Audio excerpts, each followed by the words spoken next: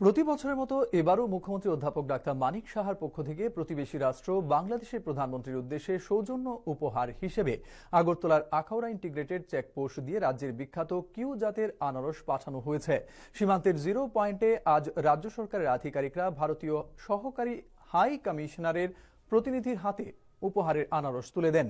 অনুষ্ঠানে কৃষি ও কৃষক কল্যাণ দপ্তরের সচিব অপূর্ব রায়, অধিকর্তা Phanibhushan Jamatia, land port authority of ইন্ডিয়ার আধিকারিক দেবাশিস নন্দী সহ ভারত ও বাংলাদেশের সংশ্লিষ্ট আধিকারিকরা উপস্থিত ছিলেন। দুই দেশের মধ্যে বিশেষ করে আমাদের রাজ্য সরকার, ত্রিপুরা রাজ্য সরকারের পক্ষ থেকে প্রতি বছরই এরকম আমরা এক উপহার স্বরূপ আমরা দিয়ে থাকি আনারস। এবারে আমরা 100 প্যাকেট আনারস আমরা পাঠাচ্ছি। আমরা কিছুদিন আগে আমরা ওই বাংলাদেশ সরকারের পক্ষ থেকে আমাদের এখানে আম পাঠানো হয়েছিল, আমরা এটা পেয়েছি, সেই জন্য আমরা ধন্যবাদ জানাচ্ছি। আর আমাদের এখানে এটা একটা বিশেষ করে কুইন পাইনঅ্যাপল যেটা আছে, এটা খুব প্রসিদ্ধ এই ক্যাটাগরিটা। তো আমরা এমনিতেও এক্সপোর্ট করছি এটাকে।